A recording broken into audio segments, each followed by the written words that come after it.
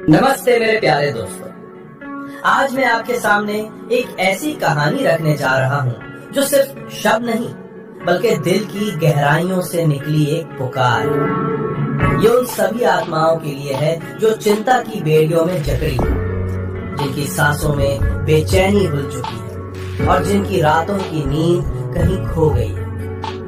ये कहानी आपके भीतर उम्मीद का वो छोटा सा दिया जलाएगी जो घने अंधेरे को भी चीर सकता है।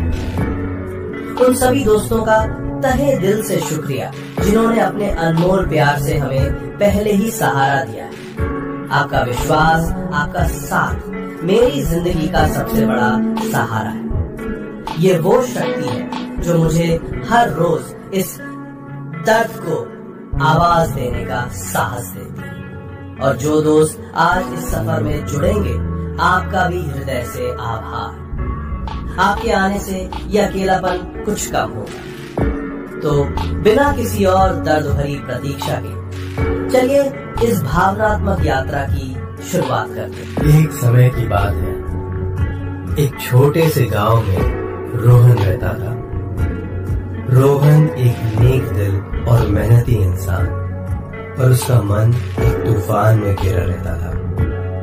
चिंता उसकी सबसे बड़ी दुश्मन थी, एक ऐसी आग जो उसे हर पल जलाती रहती थी। हर छोटी बात उसके लिए पहाड़ बन जाती थी, हर मामूली मुश्किल उसे गहरे कुएं में धकेलती थी। उसका मन कभी शांत नहीं रहता था, जैसे कोई अनवरत आंधी उसके भीतर ही चल रही है, हर पल उसे बेकरार किए।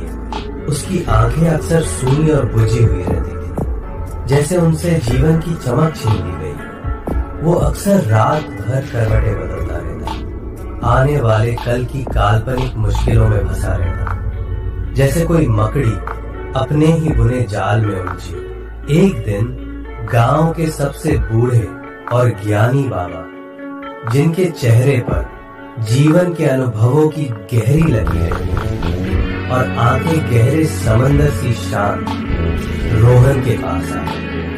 उन्होंने रोहन की बुझी हुई आंखों और चेहरे पर पसरी चिंता की गहरी रेखाओं को देखा और एक हल्की दर्द समझने वाली मुस्कान दी, जैसे बरसों से किसी की प्रतीक्षा कर रहे हैं। उन्होंने धीमी और ममता भरी आवाज में कहा, रोहन, क्यों इतना बोझ उठाए फिरते हो? क्या तुमने कभी उन 4 सच्चाइयों पर गौर किया जो इस दिल के बोझ को हल्का कर सकती हैं? पहली बात, कबीर दास कहते हैं, जाति न पूछो साधु की, पूछ लीजिए ज्ञान। मोल करो तलवार का, पड़ा रहन दो म्यान। बेटा, किसी व्यक्ति की पहचान उसकी जाति या बाहरी दिखावे से नहीं होती, बल्कि उसके ज्ञान और गुणों से होती है। जैसे तलवार खरीदते समय उसकी धार और गुणवत्ता देखी जाती है, न कि उसे रखने वाले म्यान का बाहरी रूप। उसी प्रकार इंसान की कीमत भी उसके चरित्र और कर्मों से होती है। आजकल लोग सोशल मीडिया पर लाइक्स और फॉलोअर्स के पीछे ऐसे भागते हैं जैसे उनसे ही उनकी पहचान बनती हो। पर क्या ये सच है? असल में तो इंसान की सच्ची कीमत उसके किरदार, उसके व्यवहार और उसकी सच्चाई से तय होती है। लाखों फॉलोअर्स वाला अकाउंट भी अगर जहर उगले, नफरत फैलाए, तो उसकी इज्जत एक पल में धूल में मिल जाती है। वहीं एक साधारण सा इंसान भी अपने नेक कर्मों और सच्ची नीयत से लाखों दिलों में जगह बना लेता है। जब हम अपनी पहचान बाहरी चीजों से जोड़ने लगते हैं बेटा, तब हम सबसे ज्यादा चिंतित होते हैं। क्या हमें सोशल मीडिया पे कम लाइक्स मिलने से चिंता नहीं होती? क्या हम दूसरों की परफेक्ट जिंदगी देखकर अपनी जिंदगी पर सवाल नहीं उठाते? यही वो झूठी पहचान है जो हमें अशांत करती है। अपनी डिजिटल चमक पर नहीं, अपने भीतर के असली हीरे पर ध्यान दो, क्योंकि वही तुम्हारी सच्ची पहचान है। रोहन ने गहरी सांस ली। उसे महसूस हुआ कि वो कब से एक झूठे दिखावे की दुनिया में जी रहा था। उसे समझ आ गया कि उसकी असली पहचान दिखावे से नहीं बल्कि उसके सच्चे व्यवहार और नेकी से है। दूसरी बात, कबीरदास ने कहा है, काल करे सो आज कर, आज करे सो अब, पल में परलय होएगी, बहुरी करेगा कब।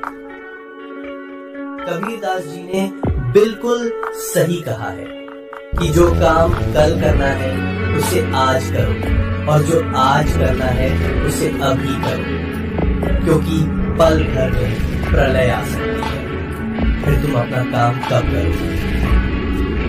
मुसीबत चाहे कितनी भी काली और बड़ी क्यों ना हो, वो उस वक्त के बहाव को कभी रोक नहीं सकती जो एक दरिया की तरह बिना रुके बहता रहता है।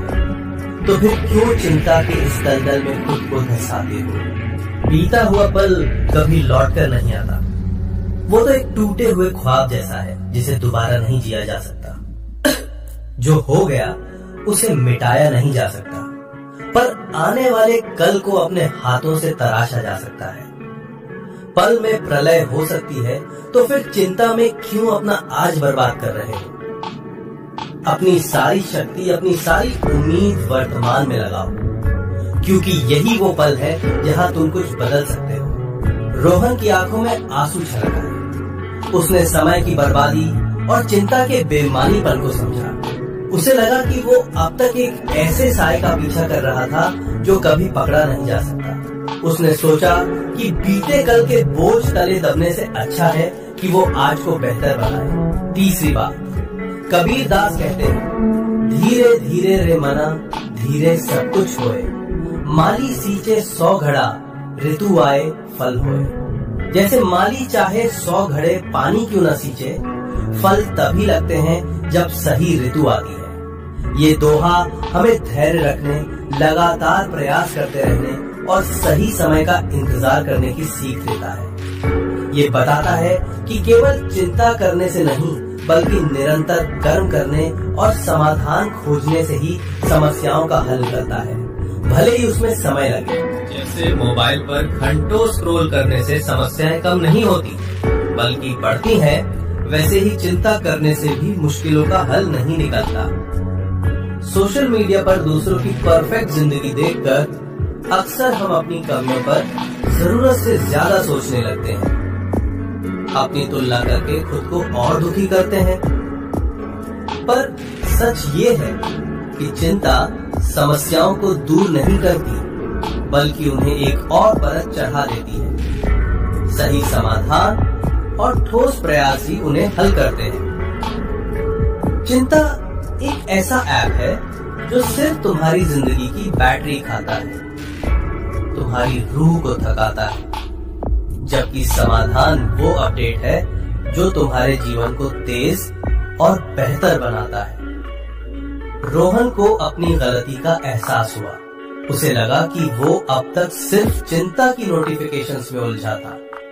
असली सॉफ्टवेयर अपडेट यानी समाधान पर काम करने की बजाय उसकी आंखें खुली। उसने तय किया कि अब वो अपनी ऊर्जा बेकार की सोच में बर्बाद नहीं करेगा, बल्कि समस्याओं को हल करने के लिए सक्रिय कदम उठाएगा, चाहे वो कितने भी छोटे क्यों ना हो। और अंतिम चौथी बात, उनकी आवाज में एक अजीब सा ठहराव। पेड़ पे बैठा पक्षी कभी डाल पे भरोसा नहीं करता, वो अपने पंखों पे विश्वास करता है। उसको पता है कि अगर डाल टूट भी गई तो उसके पंख उसे उड़ान भरकर बचा लेंगे। तुम्हें भी यही अटूट विश्वास अपने अंदर रखना चाहिए। अपनी शक्तियों पे भरोसा रखो, अपनी काबिलियत पे यकीन करो। दुनिया की किसी भी चीज पे इतना निर्भर मत रहो कि उसके बिना तुम खुद को कमजोर महसूस करो, जैसे बिना पंखों का कोई पक्षी। तुम्हारी असली ताकत तुम्हारे भीतर है। साई इतना दीजिए जामे कुटुंब समाए, मैं भी भूखा न रहूं साधु ना भूखा जाए। हे प्रभु, मुझे बस उतना ही दीजिए जिससे मेरा परिवार भी पल जाए और कोई साधु संत मेहमान भी मेरे द्वार से भूखा न लौटे। ये दोहा आत्मनिर्भरता और संतोष की भावना सिखाता है। कि हमें अपनी आवश्यकताओं के लिए दूसरों पर अत्यधिक निर्भर नहीं रहना चाहिए, बल्कि अपनी मेहनत और सामर्थ्य पे विश्वास रखना चाहिए ताकि हम अपनी और अपनों की जरूरतें पूरी कर सकें। बाबा की ये बातें सुनकर रोहन की बंद आंखें खुल गई। जैसे बरसों बाद उसने उजाला देखा तो उसने अपनी चिंताओं को एक एक करके छोड़ा, जैसे पुराने बोझिल कपड़े उतार फेंके, और उन 4 बातों को अपने जीवन का नया मंत्र बना लिया। धीरे धीरे उसका मन शांत होने लगा, वो बेचैनी कम होने लगी और उसने हर मुश्किल का सामना विश्वास, साहस और समाधान के साथ करना सीख लिया। उसकी आंखों में फिर से वो चमक लौट आई जो चिंता ने छीन ली थी, बल्कि अब तो उसमें एक नई उम्मीद और शांति की रोशनी थी। ये कहानी मेरे उन सभी दोस्तों के लिए है जो चिंता की आग में जलते रहते हैं। याद रखो, जीवन में मुश्किलें आती हैं, वे तुम्हें तोड़ने नहीं बल्कि और मजबूत बनाने आती हैं। उनका सामना करने का तरीका, उन्हें देखने का नजरिया ही तुम्हारी जीत तय करता है। डर और चिंता केवल एक भ्रम है, तुम्हारी असली शक्ति तुम्हारे भीतर है।